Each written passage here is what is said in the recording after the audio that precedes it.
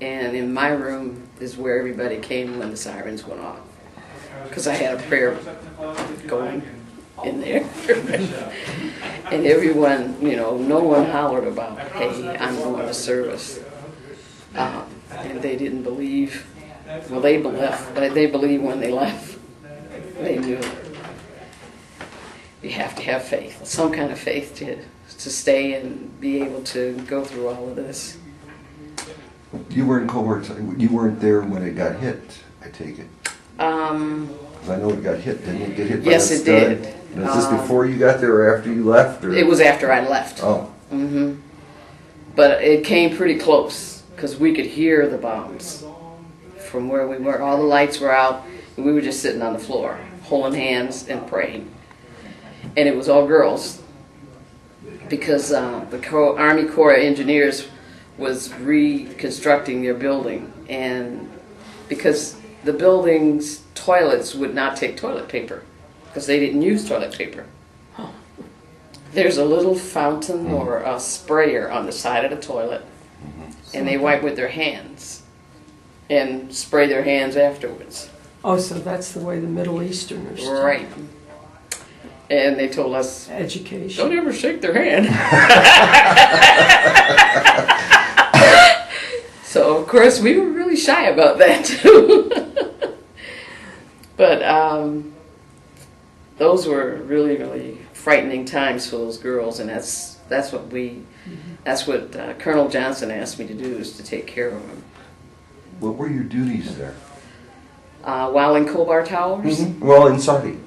In Saudi, well, not until we got out to the field did we have too much duties, because all we did in Khobar Towers was eat, sleep, and have a few classes, and say what we're going to do when we get out in the field. And then the first unit that went out, they got caught in a rainstorm because they said where our camp was a waterbed. And I guess they didn't realize it or didn't listen, and they bedded down for the night, and a storm came and washed them all down. All the equipment and everything got wet. That was funny. But anyway, we finally made it. We were scheduled to go out. The rest of the company was ready to go out to the field. We all got on buses, our equipment under the bus, and it was a 6-hour drive, and we were going through enemy territory, so they told us. And some of the units that had went out ahead of us, they were fired upon.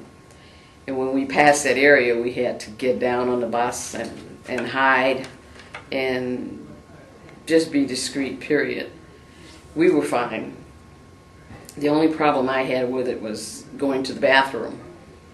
They stopped in a few towns to let us go to the bathroom, and their bathroom was a community bathroom, 4 walls and a hole to go through, no lights, everybody in the same place.